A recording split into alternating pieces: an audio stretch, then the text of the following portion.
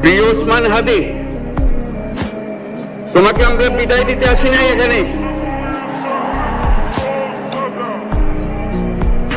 তুমি আমাদের বুকের ভেতরে আছো এবং চিরদিন বাংলাদেশ যতদিন আছে তুমি সকল বাংলাদেশের বুকের মধ্যে থাকবে। এটা কেউ সরাতে পারবে না। আমরা আজকে তোমাকে প্রিয় হাদি বিদায় দিতে আসিনি। আমরা তোমার কাছে আমরা ওয়াদা করতে এসেছি। তুমি যা বলে গেছো সেটা যেন আমরা পূরণ করতে পারি, সেই ওয়াদা করার জন্য আমরা একত্র হয়েছি। সেই ওয়াদা শুধু আমরা নয়, পুরুষানুক্রমে বাংলাদেশের সব মানুষ পূরণ করবে। সেই ওয়াদা করার জন্যই আমরা তোমার কাছে আজকে এসেছি, সবাই মিলে যে যেখানে আছি। আমরা তোমার যে মানব প্রেম, তোমার যে ভঙ্গি, মানুষের সঙ্গে উঠা বসা, তোমার যে রাজনৈতিক দৃষ্টিভঙ্গি, সবাই প্রশংসা করছে। সেটা আমরা মনে প্রাণে গ্রহণ করছি, যে এটা যেন আমাদের মনে সবসময় জাগ্রত থাকে, আমরা সেটা অনুসরণ করতে পারি। তুমি আমাদেরকে এমন এক মন্ত্র কানে দিয়ে গেছো, সেই মন্ত্র বাংলাদেশের কেউ কোনোদিন ভুলতে পারবে না এবং এই মন্ত্র চিরদিন আমাদের কানে বাজতে রাখবে। সেই মন্ত্র বাংলাদেশের বড় মন্ত্র হয়ে আমাদের জাতির সঙ্গে সংযুক্ত থাকবে। তোমার মন্ত্র ছিল চলো বলবীর চির উন্নত মমশির।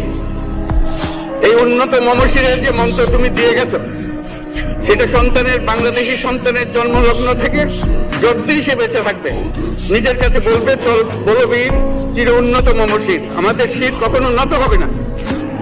সেই মন্ত্র তুমি আমাদেরকে দিয়ে গেছো, আমাদের সব কাজে সেটা আমরা প্রমাণ করব।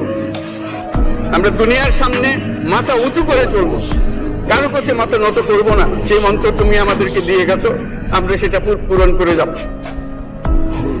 প্রিয় হাদি, তুমি নির্বাচনে অংশগ্রহণ করতে চেয়েছিলে এবং সেই নির্বাচনে অংশগ্রহণ করতে গিয়ে নির্বাচন কিভাবে করতে হয় তারও একটা প্রক্রিয়া জানিয়ে গেছে আমাদেরকে।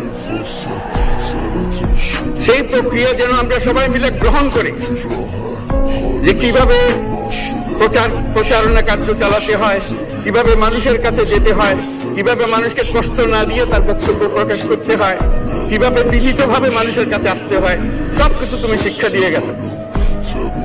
আমরা এই শিক্ষা গ্রহণ করলাম, আমরা এই শিক্ষা চালু করতে চাই। আমরা সবাই আমাদের জীবনে আমাদের রাজনীতিকে এই পর্যায়ে নিয়ে আসতে চাই, যাতে হাদি আমাদের জীবনে স্পষ্টভাবে জাগ্রত থাকে।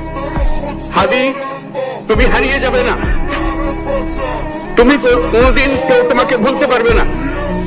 তুমি যুগ যুগ ধরে আমাদের সঙ্গে থাকবে, আমাদেরকে তোমার মন্ত্র পুরো মনে করিয়ে দেবে, আমরা তোমাকে মনে করিয়ে দেব চলবীর অন্যতম মমশির। আমরা সেই মন্ত্র নিয়ে আজকে সামনের পথে এগিয়ে যাব। তোমাকে আমাদের সবার পক্ষ থেকে তোমার সঙ্গে ওয়াদা করলাম, আজকে তোমাকে আল্লাহর হাতে আমানত রেখে গেলাম।